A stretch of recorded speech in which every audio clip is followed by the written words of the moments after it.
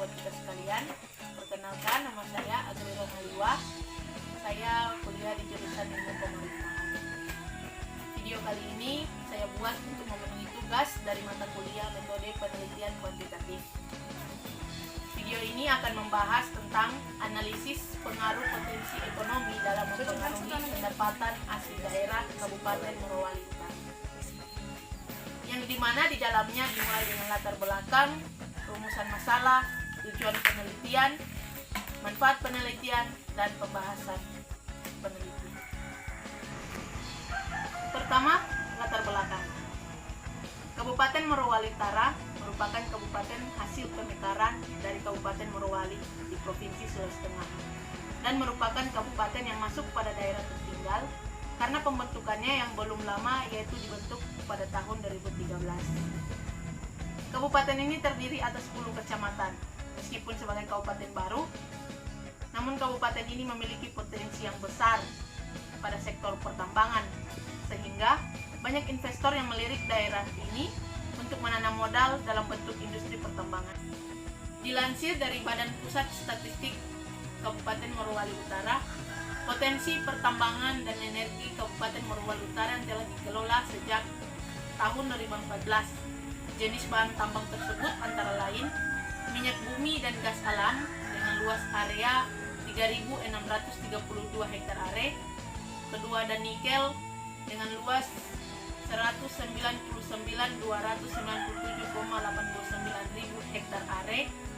Kemudian ketiga, ada kromit dengan luas 7.707 hektar are.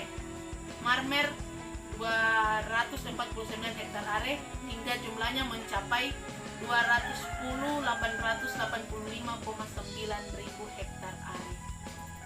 Pertambangan yang ada dan pernah beroperasi di Kabupaten Morowali Utara berjumlah 5 perusahaan tambang pada komoditas nikel dan marmer. Hadirnya sektor pertambangan ini menimbulkan asumsi dari masyarakat bahwa tentunya memberikan pengaruh yang besar terhadap pendapatan daerah. Selain pertambangan, potensi-potensi lain di kabupaten ini antara lain pertanian, perkebunan, perikanan, peternakan, pariwisata, yang dapat membantu peningkatan pendapatan di Kabupaten Morowali Utara.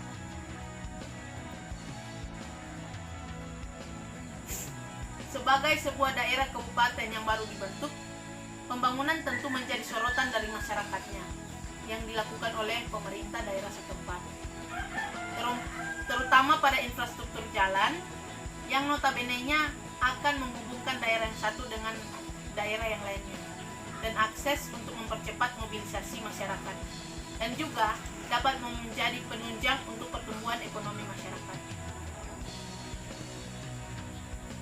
Keberadaan infrastruktur jalan yang rusak seperti berlubang, jalan licin dan berlumpur apabila diguyur hujan, jalanan yang longsor, dan daerah-daerah pedalaman yang belum memiliki akses jalanan yang sama sekali tidak bisa dilalui dengan motor atau mobil. Yang kedua, perumusan masalah. Berdasarkan latar belakang, maka penulis merumuskan masalah-masalah yang dibahas sebagai berikut. 1.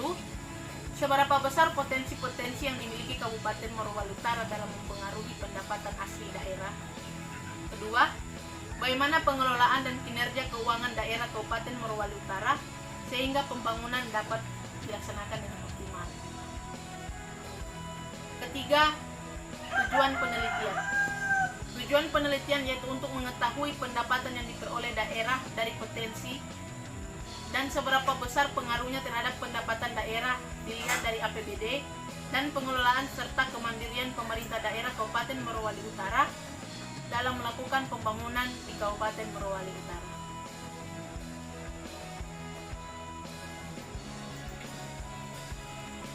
Berikutnya, manfaat penelitian. Manfaat dari penelitian ini adalah sebagai berikut.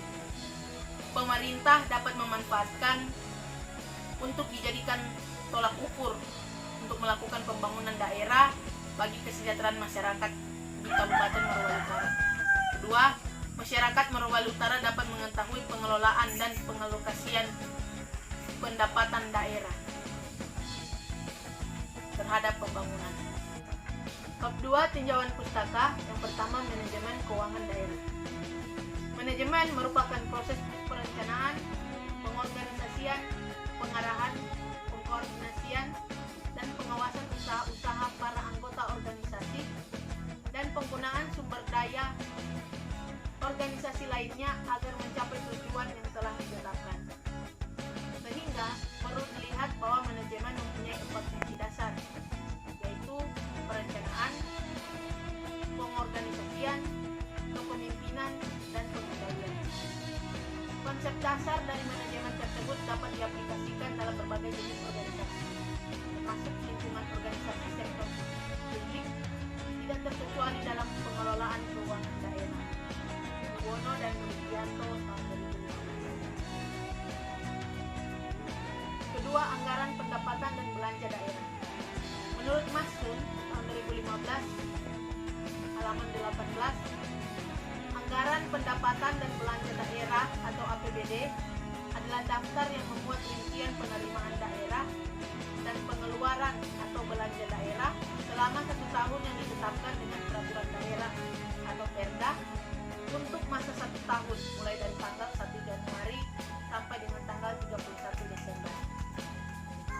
APBD terdiri atas anggaran pendapatan, anggaran belanja, dan pembiayaan. Pendapatan daerah berasal dari pendapatan asli daerah, dana perimbangan, dan lain-lain pendapatan yang sah. Pendapatan daerah merupakan hak pemerintah daerah yang diakui sebagai penambah nilai kekayaan bersih. Belanja daerah diperinci menurut organisasi fungsi dan jenis belanja. Belanja daerah merupakan kewajiban pemerintah daerah yang diakui sebagai pengurung nilai kekayaan bersih. Berikut pendapatan asli daerah. Menurut Indra Halim tahun 2007 halaman 96 mendefinisikan tentang pendapatan asli daerah atau PAD, yaitu semua penerimaan yang diperoleh daerah dari sumber-sumber dalam wilayahnya sendiri yang dipungut berdasarkan peraturan daerah sesuai dengan perundang-undangan yang berlaku. Seberapa besar pendapatan asli daerah akan menunjukkan seberapa besarnya pendapatan suatu kota atau kabupaten. Sedangkan menurut Permendagri nomor 21 tahun 2011 tentang kelompok pendapatan asli daerah dibagi menurut jenis pendapatan yang terdiri atas pajak daerah, retribusi daerah, hasil pengelolaan kekayaan daerah yang dipisahkan, dan lain-lain. Bab 3, metode penelitian. Penelitian menggunakan pendekatan kuantitatif karena relevan untuk dapat menjawab permasalahan yang ada. Penelitian ini digambarkan dalam bentuk operasional variabel mengukur rasio ekonomis. Waktu dan tempat penelitian. Tempat yang digunakan untuk penelitian untuk platform digital dan sistem informasi dan teknologi. Waktu penelitian selama 1 minggu berjalan sebelum mata kuliah kuantitatif dilakukan. Bab 4, pembahasan. Pertama, kewenangan izin pertambangan mineral. Dalam menyelenggarakan urusan pemerintahan daerah, Undang-Undang Nomor 23 Tahun 2014 tentang pemerintahan daerah mengenal asas dalam pemerintahan daerah. Menurut pasal 1 ayat 8, ayat 9 dan ayat 11 Undang-Undang Nomor 23 Tahun 2014 tentang pemerintahan daerah, asas-asas tersebut adalah sebagai berikut. 1. Asas sentralisasi adalah pemusatan sistem pemerintahan di mana semua urusan pemerintahan dipusatkan kepada pemerintah pusat. Kedua, asas desentralisasi adalah penyerahan urusan pemerintah oleh pemerintah pusat kepada pemerintah daerah dengan tetap pada sistem negara kesatuan Republik Indonesia. Ketiga, asas dekonsentrasi adalah pelimpahan sebagian urusan pemerintahan yang menjadi kewenangan pemerintah pusat kepada gubernur sebagai wakil pemerintah pusat kepada instansi vertikal di wilayah tertentu. Keempat, tugas pembantuan adalah penugasan dari pemerintah pusat kepada daerah otonom untuk melaksanakan sebagian urusan pemerintahan yang menjadi kewenangan pemerintah pusat dan atau dari pemerintah daerah provinsi kepada daerah kabupaten atau kota. Kewenangan izin pertambangan mineral dan batubara ada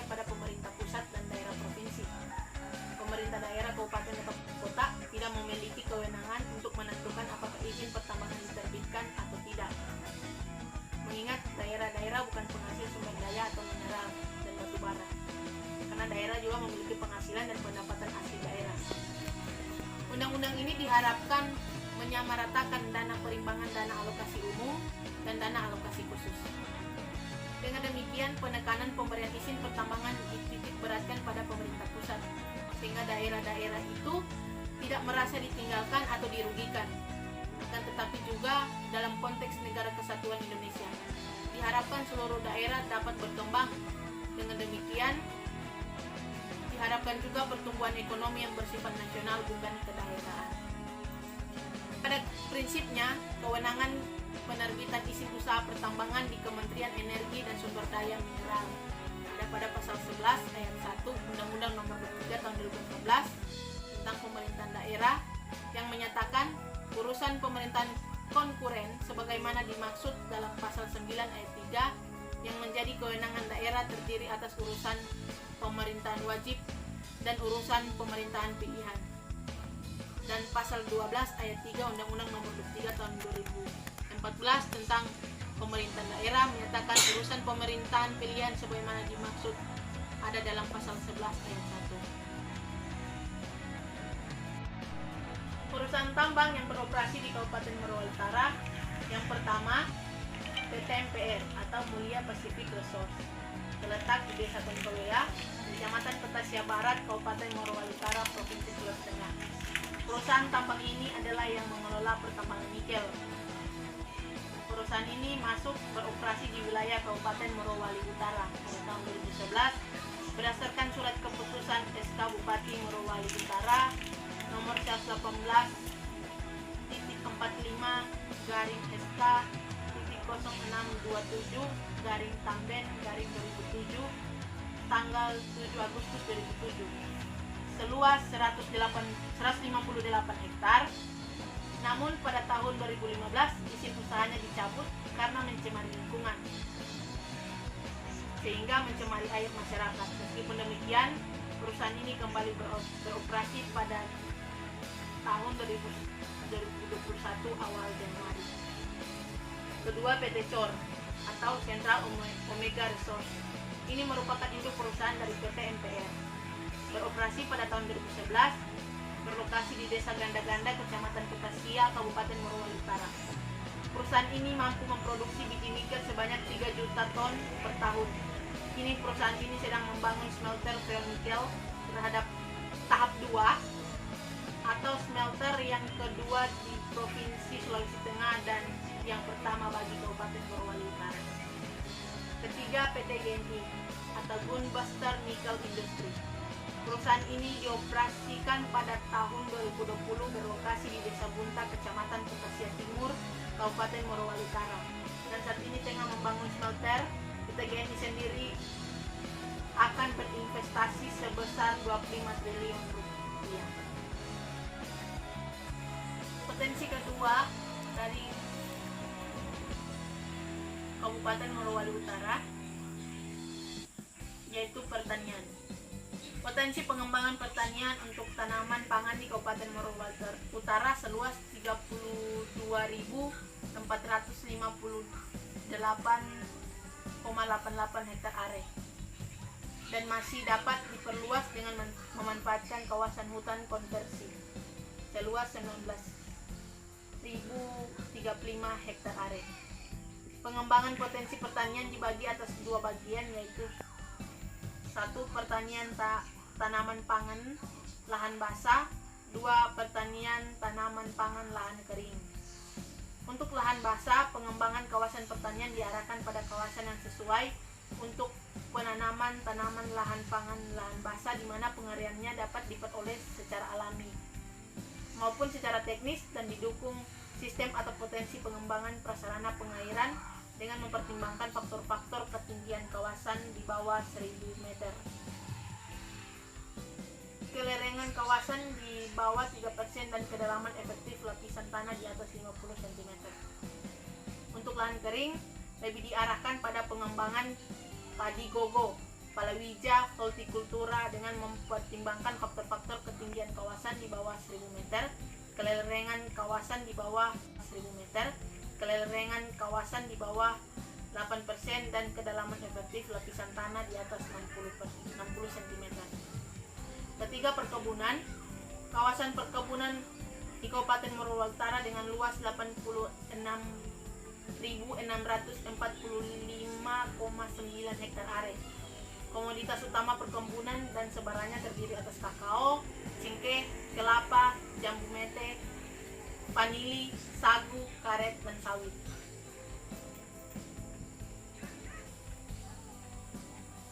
Keempat, peternakan. Komoditas peternakan yang cukup dominan di Kabupaten Morowali Utara adalah ternak besar berupa sapi, kerbau, babi, dan juga unggas berupa ayam dan itik. Perikanan. Peruntukan perikanan di Kabupaten Morowali Utara terdiri atas perikanan tangkap. Kawasan peruntukan perikanan tangkap di Kabupaten Morowali Utara tersebar pada perairan laut Kabupaten Morowali Utara. Kedua, perikanan budidaya. Kawasan peruntukan perikanan budidaya di Kabupaten Morowali Utara terdiri atas kawasan budidaya laut terdapat di Kecamatan Bungku Utara, kawasan budidaya tambak, kolam, empang terdapat di Kecamatan Pitasia Timur, kawasan budidaya perikanan darat terdapat di Kecamatan Lembo, Kecamatan Lembo Raya, Kecamatan Mori Atas, Kecamatan Mori Utara, dan Kecamatan Bungku Utara. Ketiga, kawasan Minapolitan yang tersebar di 2 kecamatan. Keempat, kawasan pengelolaan ikan dan rumput laut tersebar di 5 kecamatan. Keenam, ada industri, yaitu kawasan peruntukan industri Kabupaten Morowali Utara lebih diarahkan berlokasi mendekati sumber bahan baku atau raw material oriented. 7, pariwisata. Kawasan yang diperuntukkan pariwisata di Kabupaten Morowali Utara terdiri atas 1. Kawasan peruntukan pariwisata budaya, yaitu situs Rumah Raja Mori, Rumah Subuwana, Makam Raja Mori, dan Kubur Keramat Desa. Kawasan peruntukan pariwisata alam, yaitu yang kedua ada Taman Wisata Laut Teluk Tomori, wisata sungai atau Arung Jeram, Permandian Gontara, Batu Payung, dan Pasir Putih. Ketiga, ada kawasan peruntukan pariwisata cagar alam. B, perkembangan APBD Kabupaten Morowali Utara. Datanya saya akan taruh. Nah, memperhatikan APBD Kabupaten Morowali Utara menunjukkan bahwa pendapatan daerah selalu meningkat setiap tahunnya. Namun hal ini juga terlihat pada pendapatan asli daerah, yang artinya terus menunjukkan peningkatan di setiap tahunnya. Berdasarkan APBD ini, maka kita bisa membandingkan kemajuan pembangunan yang dilakukan pemerintah tiap tahunnya dengan melihat rasio efektivitas dan rasio ekonomis, potensi pemerintahan pajak daerah, dan rata-rata kenaikan potensi retribusi daerah Kabupaten Morowali Utara. Kesimpulan, dari data-data di atas, kabupaten ini memiliki banyak potensi yang dapat menunjang PAD Kabupaten Morowali Utara, sehingga pemerataan pembangunan bisa terrealisasikan dengan baik. Pendapatan yang meningkat setiap tahunnya dengan pendapatan yang besar juga terlihat melalui data APBD Kabupaten Morowali Utara, yang dalam artian bahwa kabupaten seharusnya bisa berkembang dengan cepat. Saran, perlu bagi Kabupaten Morowali Utara untuk mengupdate data-data berkaitan dengan hasil-hasil dari potensi-potensi ekonomi Kabupaten Morowali Utara, dan juga APBD anggaran yang harus juga secara rutinitas dilaporkan kepada masyarakat, agar masyarakat dapat mengikuti update tentang pendapatan daerah yang meningkat setiap tahunnya. Demikian video dari saya tentang pembahasan potensi ekonomi yang mempengaruhi PAD Kabupaten Morowali Utara. Apabila ada salah kata, saya mohon maaf, dan juga apabila ada yang kurang pada pelaporan tersebut atau penelitian ini, mohon untuk perbaikan dari teman-teman sekalian.